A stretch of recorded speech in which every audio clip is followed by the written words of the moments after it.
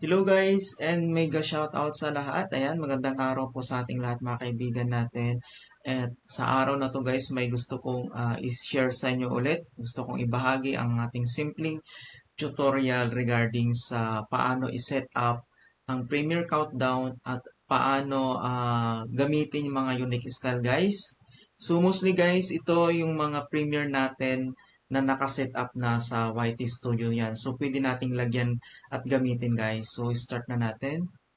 So punta tayo guys dito sa ating YouTube channel and punta tayo dito sa YT Studio guys. Ayan, so pag nandito na tayo guys sa ating channel dashboard, dito lang sa baba guys ng dashboard natin yung content. So click mo lang yung content guys. Ayan, so may nakaset up dito guys na Premiere natin ito. So ito yung lalagyan natin guys ng Premiere Countdown. So ang next procedure guys, ay click mo lang ito guys dito, yung parang ballpen, yung details niya. So click mo lang siya. Ayan, so nandito na guys yung video details natin ng nakaset up na Premiere natin. And dito guys, sa bandang kanan guys, baba ka lang, scroll down, and then may makikita kang set up Premiere. Ito guys. So, i-click mo lang to guys, set up Premiere. Ayan, so dito na guys, ang set up Premiere may nag-pop up guys. So ito yung makikita mo guys, yung countdown, and yung redirect niya, yung countdown link. So, ito na guys yung gagamitin natin. Kiklik mo lang tong countdown theme. Yan, so may 15 na klase guys na countdown 15. So, mostly yung ginagamit ngayon guys tong Premiere Classic lang. So, yan guys. Yan, yung Premiere Classic, ito guys yung Premiere Classic. So, pi-preview natin.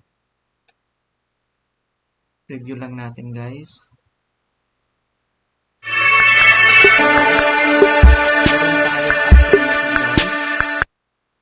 Ayan. So, ito naman yung alternative guys. Pi-preview natin.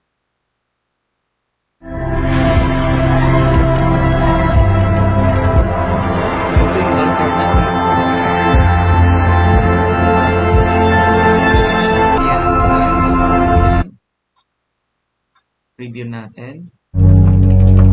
Ayan. Ito guys, ang slate na nakikita ko sa so, napakaganda guys yung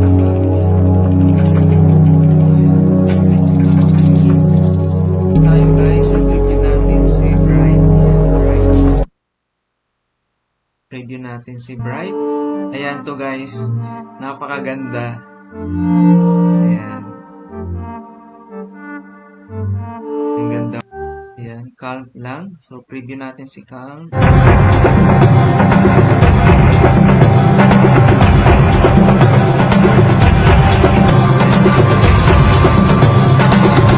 Ang maganda tong cinematic na to.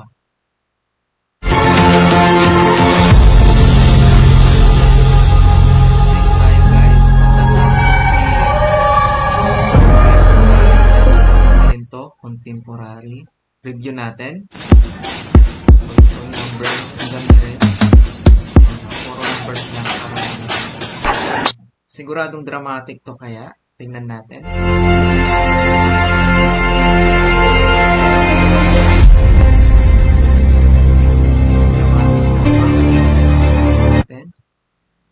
Pangkit talaga to.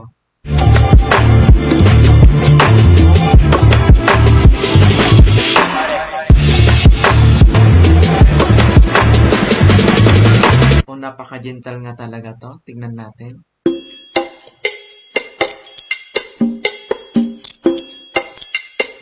Kung happy nga ba, tignan natin si happy.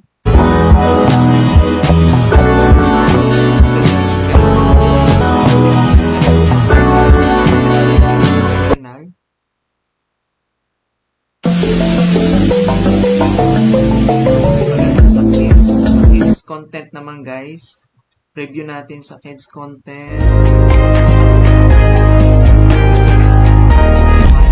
Maganda to guys, sci-fi. Sa mga movies.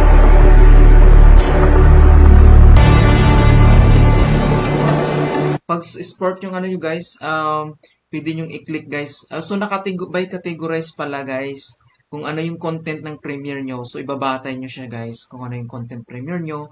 Kung sports, sci-fi, may medyo dramatic or medyo calm. So nadyan pala siya guys yung selection niya. So i-preview natin si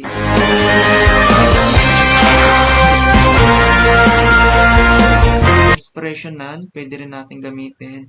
And then yung ambient. Itong ambient na gagamitin natin guys. Si ambient. And then dito sa baba guys, may countdown link. I-click mo lang dito guys kung ilang minutes yung countdown niya. Kung gusto mo ng 5 minutes, 4 minutes, 3 minutes, 2 minutes, or 1 minute. So, click lang natin guys yung 2 minutes para hindi masyadong mahaba naman. Ayan. Pag na-click mo na guys yung countdown link at yung countdown theme, punta ka dito guys, i-save mo lang siya. So, click mo lang yung save. Ayan guys. So, set up na siya guys sa countdown. Ayan. So, ganun lang kasimple guys. Ganun lang siya kasimple. Then, sisave mo ulit guys dito sa video details niya. Save mo ulit siya kasi na-change. Ayan. So, ganun lang kasimple guys kung paano i-set up at paano gamitin ang napaka-unique na style na Premiere Countdown. Ayan. So, maraming salamat guys sa support. Ayan, kung bago ka ulit sa aking channels yan, huwag mong kakalimutan mag-like, share, and subscribe. And guys, ng komento dyan at kung anong mga suggestion nyo. Ayan, sa mga bagong tutorials. Ayan, so maraming salamat guys sa support and God bless sa ating lahat.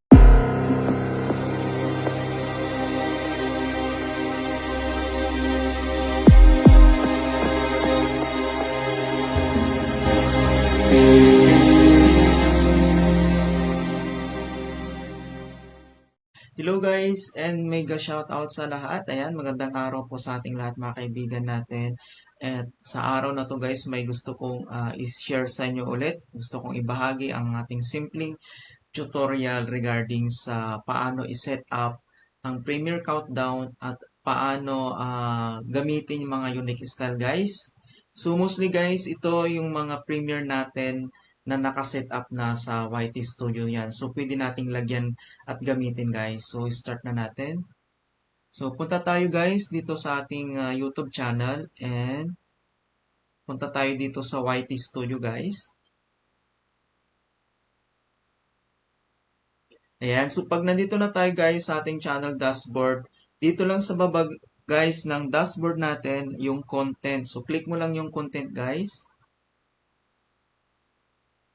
Ayan, so may nakaset up dito guys na Premiere natin ito. So ito yung lalagyan natin guys ng Premiere Countdown. So ang next procedure guys, ay click mo lang ito guys dito, yung parang ballpen, yung details niya. So click mo lang siya. Ayan, so nandito na guys yung video details natin ng nakaset up na Premiere natin.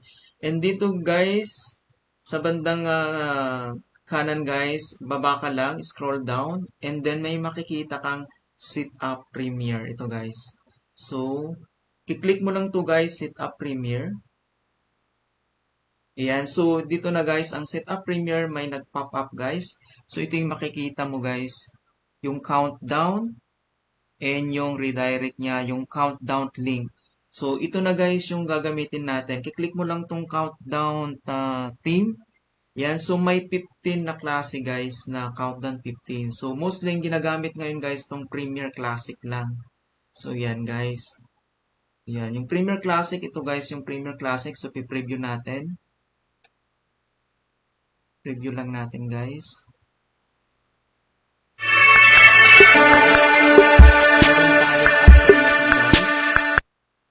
Ayan. So ito naman yung alternative guys. Pi-preview natin.